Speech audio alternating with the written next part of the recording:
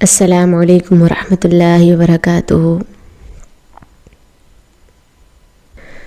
نحمدہ ونصلی علی رسولہ الکریم، اما بعد فاعوذ باللہ السمیع العلیم من الشیطان الرجیم، بسم اللہ الرحمن الرحیم۔ رب اشرح لی صدری ویسر لی امری واحلل عقدۃ من لسانی یفقہوا قولی، رب زدنی علما، اللہم ربنا زدنا علما۔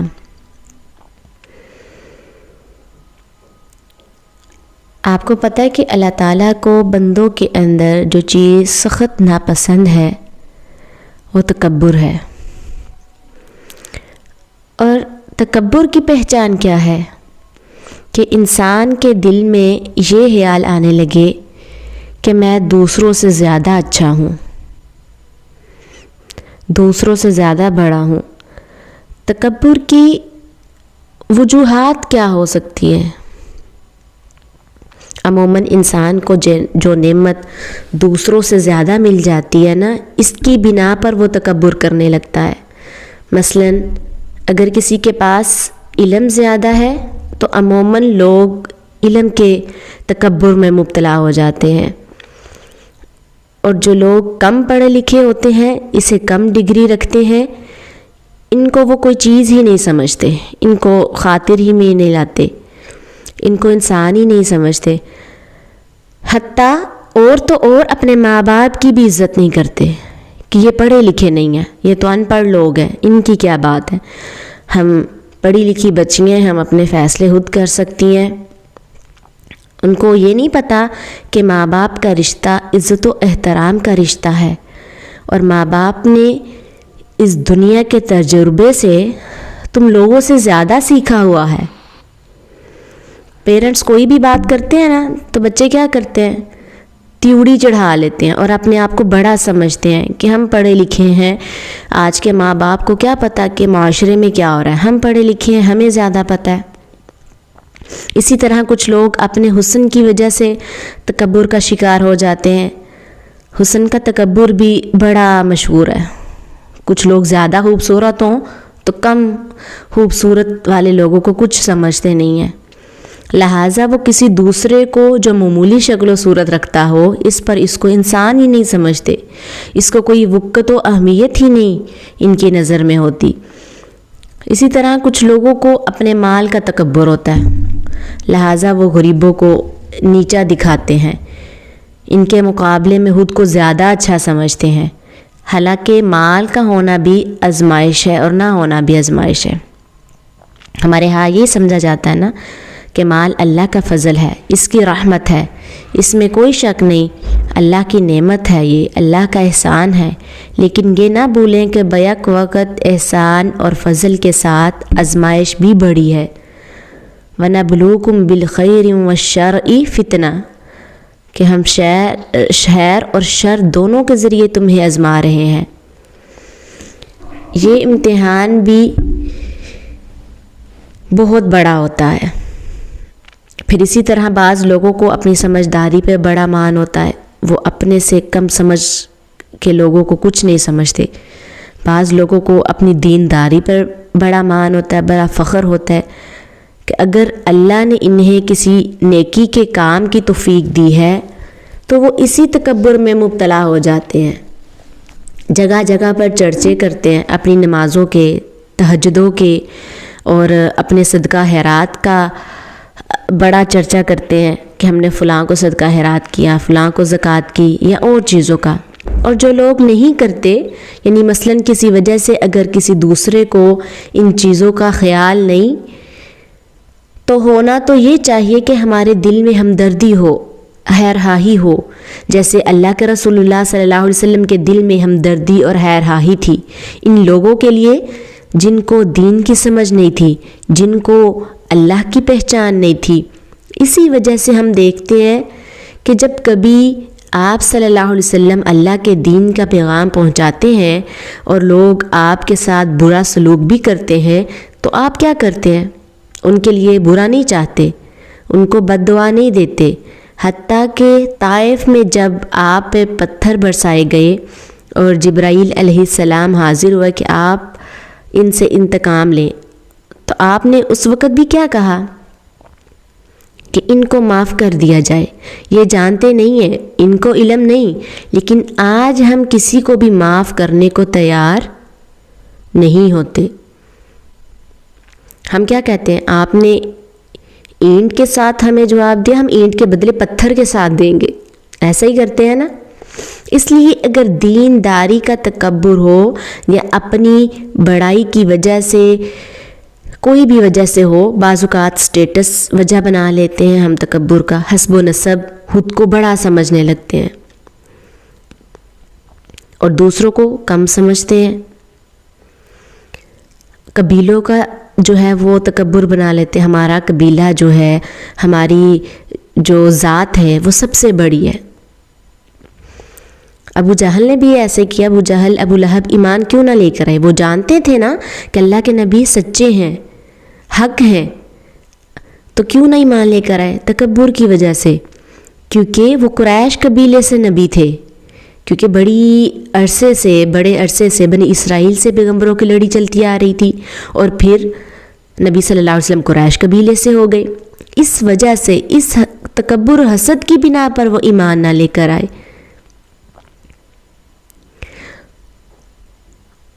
تو اپنے آپ کو بڑا سمجھنا، دوسروں کو کم سمجھنا، ایسا خیال دل میں ایک شیطانی خیال ہے۔ اور پھر آپ دیکھیں انسانی تعلقات کی جتنی خرابیاں ہیں، ہاں وہ تعلق ماں اور بچوں میں ہو، یا شوہر بیوی میں ہو، بہن بھائیوں میں ہو، یا سسرالی رشتہ داروں کے ساتھ ہو، ان سب کو اگر آپ انالائز کریں تو انسانی تعلقات کی خرابی بہت بڑی وجہ جو ہے تکبر ہوتی ہے، کہ ہر شخص اپنے آپ کو زیادہ اہمیت دینا چاہتے ہیں، اپنے آپ کو بڑی چیز سمجھتا ہے، اپنے حقوق کی بات زیادہ کرتا ہے، اپنے آرام، اپنے فائدے کے بارے میں زیادہ سوچتا ہے، اور دوسروں کے بارے میں ایسا نہیں سوچتا جیسے سوچنا چاہیے۔ حالانکہ آپ صلی اللہ علیہ وسلم نے کیا فرمایا؟ خدا کی قسم تم میں سے کوئی شخص اس وقت تک مومن نہیں ہو سکتا جب تک اپنے بھائی کے لیے وہ پسند نہ کرے جو اپنے لیے کرتا ہے۔ یعنی اگر ہمیں اپنے لیے کوئی چیز پسند نہیں، اس سے مراد اب یہ نہیں مجھے چائے پسند نہیں ہے میں کسی کو چائے پیش نہ کروں، یا کولڈ ڈرنک مجھے پسند نہیں، میں نہیں چاہتی اس کو، تو ہم دوسروں کو بھی پیش نہ کریں، یہ بات نہیں ہے۔ بلکہ جن چیزوں سے ہمیں تکلیف پہنچتی ہے، مثلا اگر ہمیں اچھا نہیں لگتا کہ ہمارے آس پاس جو لوگ ہیں وہ ہمارے منہ پہ آ کر ہماری بے عزتی کر دیں، یا ہماری پیٹھ پیچھے غیبت کریں، یا ہماری ڈریسنگ کو لے کر باتیں بنائیں، تو ہمیں کسی کے لیے بھی ایسی بات کو روا نہیں رکھنا چاہیے کہ ہم کسی کو اپنے سے عمر میں چھوٹا سمجھ کر، یا مال میں کم سمجھ کر، یا سٹیٹس میں کم سمجھ کر اس کی بے عزتی شروع کر دیں، یا اس کے ساتھ بد اخلاقی برتے۔ اگر ہمیں اچھا نہیں لگتا کہ ہمیں کوئی دکھ دے، تو ہمیں یہ بھی اچھا نہیں لگنا چاہیے کہ ہم کسی کو دکھ دیں۔ اب دیکھیں شیطان نے تکبر کیا۔ اللہ تعالیٰ قرآن میں فرماتے ہیں وَلَقَدْ خَلَقْنَاكُمْ ثُمَّ صَوَّرْنَاكُمْ ثُمَّ قُلْنَا لِلْمَلَائِكَةِ اسْجُدُوا لِآدَمَ، اور البتہ تحقیق ہم نے تم کو پیدا کیا اور ہم نے تم کو صورت بخشی، پھر ہم نے فرشتوں سے کہا تھا کہ آدم علیہ السلام کو سجدہ کرو۔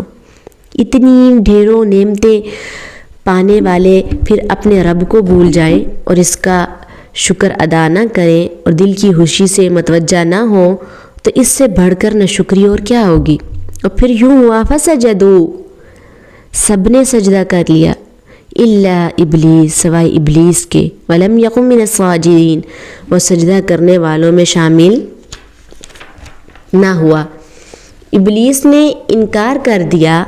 ایسا کیوں ہوا؟ ابلیس بہت عبادت گزار تھا، اتنی عبادت کرتا تھا کہ وہ فرشتوں کا ہم نشین ہو گیا۔ اسی وجہ سے جب اللہ تعالیٰ نے فرشتوں کو حکم دیا سجدے کا، تو ساتھ ہی اس کو بھی حکم ہوا، لیکن اس نے اللہ تعالیٰ کی نافرمانی کی اور سجدہ نہ کیا۔ اس پر اللہ تعالیٰ نے اس سے پوچھا قال ما منعک الا تسجد، فرمایا تجھے کس نے روکا ہے تو نے سجدہ نہیں کیا، تو جھکا کیوں نہیں؟ اذ امرتک، جب کہ میں نے حکم دیا ہے تمہیں، قال انا خیر منہ، بولا میں اس سے بہتر ہوں، میں زیادہ اچھا ہوں، میں کیوں اس کے آگے جھکوں؟ ابلیس کا یہ قول انا خیر منہ، اس میں انسان سے زیادہ اچھا ہوں، تکبر پر مبنی تھا۔ پہلے تو سجدے سے انکار تکبر کی نشاندہی کرتا ہے، پھر دوسری طرف اپنے آپ کو دوسروں سے بہتر سمجھنا، یہ صرف شیطانی قول ہی نہیں ہے بلکہ شیطانی رویہ بھی ہے۔ اور جب یہ رویہ انسانوں کے اندر آتا ہے تو وہ بھی پھر پورے شیطان کے پیروکار ہوتے ہیں۔ جیسے ہم جب اپنے آپ کو دوسروں سے اچھا سمجھتے ہیں تو مومن کیا کرتے ہیں، اپنی تو ساری خوبیاں جان لیتے ہیں، دوسروں کی کوئی نہ کوئی حامی تلاش کر لیتے ہیں، اور پھر ہم کیلکولیشن کر لیتے ہیں کہ ہم زیادہ اچھے ہیں اس سے۔ اس وقت ایسا نہیں کرتے کہ ہم یہ کہیں کہ ہمارے اندر یہ اور یہ حامیاں اور فلاں کے اندر یہ خوبیاں ہیں، ایسا تو ہم نے کبھی نہیں سوچا نا۔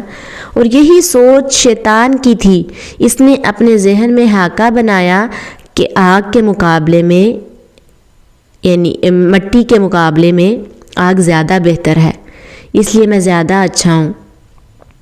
حالانکہ مٹی زیادہ بہتر ہے نا، مٹی سے انسان بنایا گیا، مٹی سے پھل پھول اگتے ہیں، ہماری روزی روٹی مٹی سے ہے، گھر جو ہیں وہ مٹی سے بنتے ہیں، ہر چیز کی اپنا الگ الگ مقام ہے، آگ کا ایک الگ مقام ہے۔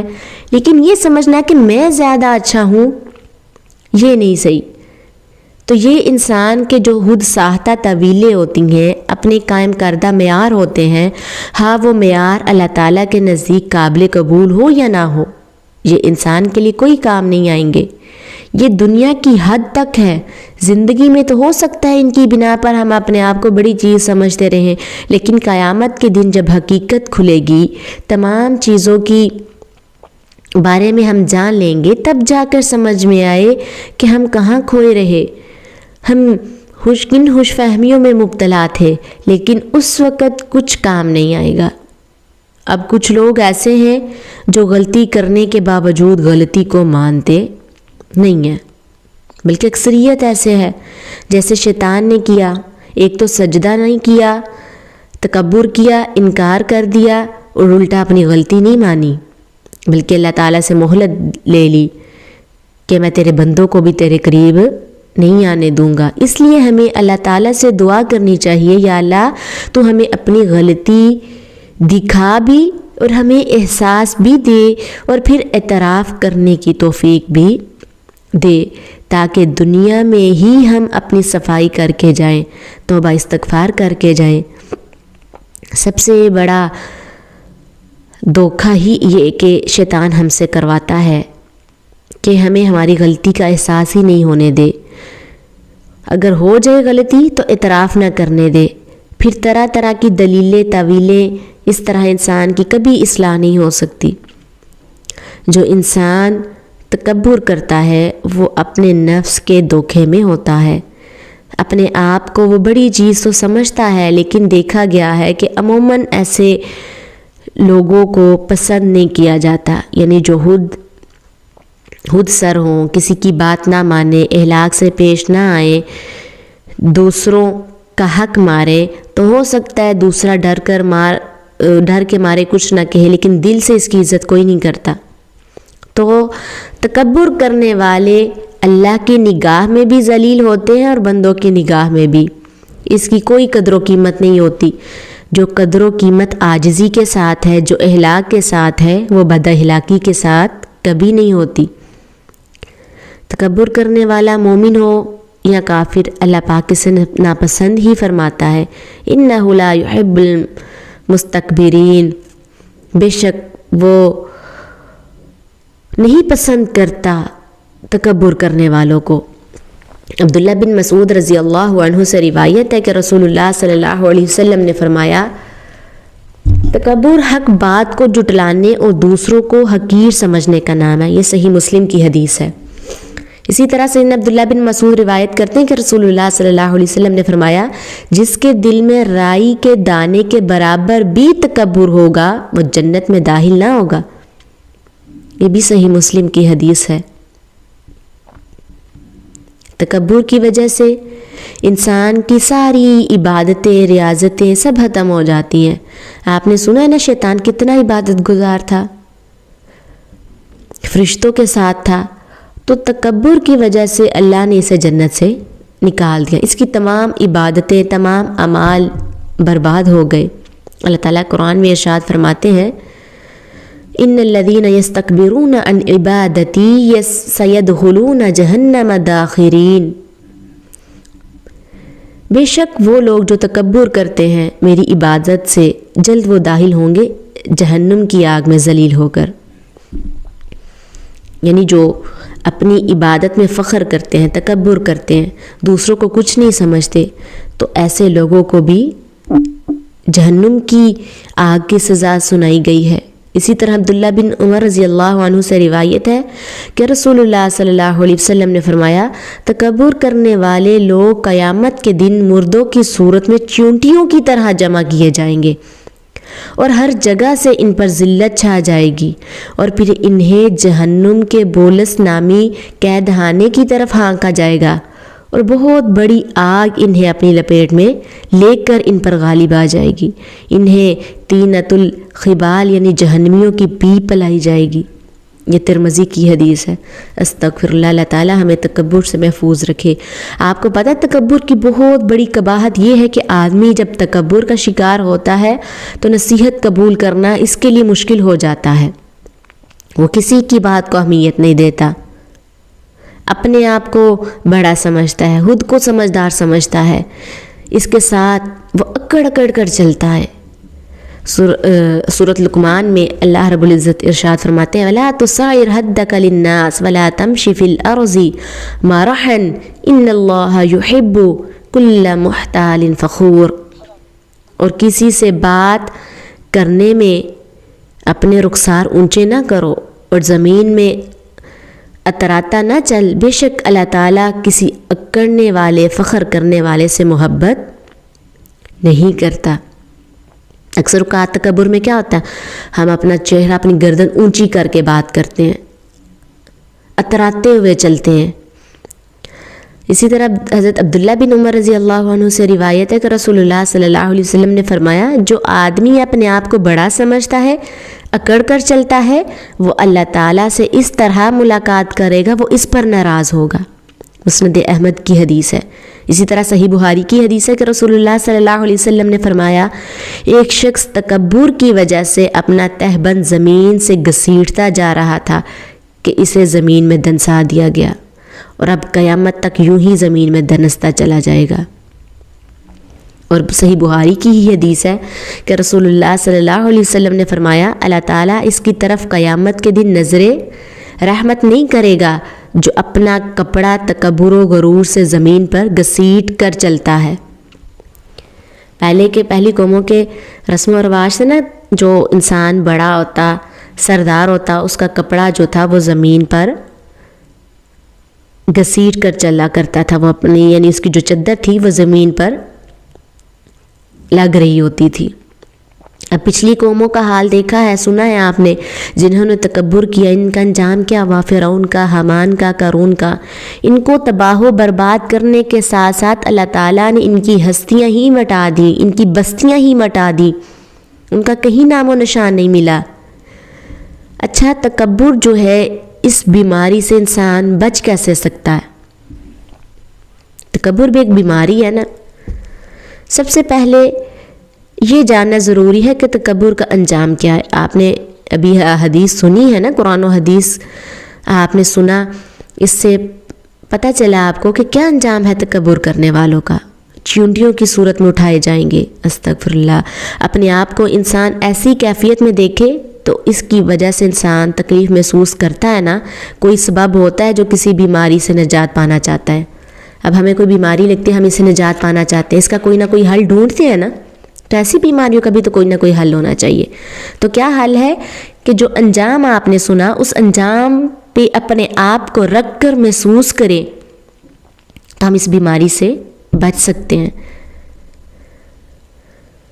اب یہ کہ کوئی اسے بیماری سمجھے تو محسوس کرے نا، اسے کوئی اپنے اعمال کی خرابیوں کا سبب سمجھے تو ہم یہ سب کر سکتے ہیں۔ اس سے اللہ کے حضور جواب دہی کے لیے اپنے آپ کو مجبور سمجھے کہ مجھے جواب دینا ہے، تب انسان علاج کرنا چاہتا ہے۔ تکبر کا علاج کئی سٹیپ میں ہے۔ اللہ تعالیٰ نے اپنی کتاب میں اس کے لیے کئی ایک طریقے اختیار کیے ہیں۔ مثلا انسان کو احساس دلایا ہے تم کس چیز سے پیدا ہوئے ہو۔ اگر یہ انسان سوچے تو یہ چیز انسان کو بڑائی سے نکالتی ہے۔ ایک یہ کہ انسان اپنی پیدائش پر غرور کرتا ہے نا، تو اسی طرح اس کو اپنی پیدائش پر غور کرنا چاہیے کہ ہماری پیدائش کیسے ہوئی ہے، کس چیز سے ہوئی ہے۔ اور دوسرا یہ کہ انسان اپنی مٹی میں ہو جانے کو دیکھے، موت کو دیکھے۔ موت کے بعد کے حالات انسان کو کافی نارمل رکھتے ہیں۔ اس لیے رسول اللہ صلی اللہ علیہ وسلم نے فرمایا تم لذتوں کو توڑنے والی موت کو یاد کرو، تم رو بہت اور ہنسو بہت کم۔ اب دیکھیں، ہم جب دیکھتے ہیں کہ اس دنیا میں بہت بڑی بڑی ہستیاں اس دنیا سے چلی گئیں، کچھ کے پاس علم بہت زیادہ تھا اور اس علم پر فخر کرتے تھے، اور کچھ کے پاس مال بہت زیادہ تھا، کیا وہ چیزیں اپنے ساتھ لے کر گئے؟ اگر گئے تو ہمارے نامہ اعمال گئے، ہمارے عمل صالح گئے، کوئی چیز ہمارے ساتھ قبر میں نہیں گئی۔ پھر اس طرح اس پر غور کرے، جو کھانا کھاتے ہیں تو 2-3 گھنٹے کے بعد اس کھانے کا کیا بنتا ہے؟ جس لذت کے پیچھے انسان اتنی ایفرٹس کرتا ہے، 2-3 گھنٹے کے بعد انسان کے وجود میں جا کر اس کے ساتھ کیا بنتا ہے؟ غور و فکر کرنے کے بعد جا کر انسان کا تکبر ٹوٹتا ہے۔ پھر اسی طرح تکبر کو توڑنے کے لیے اگر موقع ملے تو مردوں کو نہلائیں اور اپنے آپ کو اس کی جگہ پر رکھ کر محسوس کر کے دیکھیں کہ اس کو اپنے آپ میں کوئی اختیار نہیں۔ جیسے اس کو لٹایا گیا ہے وہ بالکل ویسے کا ویسا سیدھا ہے، کوئی حرکت نہیں کر سکتا، الٹ پلٹ نہیں ہو سکتا، بول نہیں سکتا، ہل جل نہیں سکتا۔ یہ چیزیں انسان کے تکبر کو توڑتی ہیں۔ تکبر کرنے والے کو اللہ تعالیٰ جو ہے نیچے گرا دیتا ہے، اس کی کوئی معاشرے میں عزت نہیں ہوتی، پھر اس کا کوئی مقام نہیں ہوتا۔ دنیا کے نگاہوں میں، دنیا کے لوگوں کے نگاہوں میں حقیر سے حقیر تر ہو جاتا ہے، پھر اس کی کوئی حیثیت باقی نہیں رہتی۔ وہ اپنے آپ کو سمجھنے کی خوش فہمی میں مبتلا ہو جاتا ہے، ہر شخص اس کو نفرت کی نگاہ سے دیکھتا ہے۔ عقل مند انسان جو ہے کبھی تکبر نہیں کرتا، کیونکہ اس کی نظر میں اپنی کمزوریوں پر رہتی ہے، وہ اپنی حقیقت کو کبھی فراموش نہیں کرتا۔ تو اللہ تعالیٰ سے دعا ہے کہ اللہ ہمیں اس بیماری سے نجات عطا کرے، کیونکہ ہم جانتے ہیں کہ ہر انسان میں کسی نہ کسی بات کو لے کر فخر، تکبر جو ہے وہ رہتا ہے۔ تو اللہ تعالیٰ ہمارے اندر سے اس بیماری کے جراثیم کو مکمل طور پر ختم کر دے۔ وآخر دعوانا الحمد للہ رب العالمین۔ السلام علیکم۔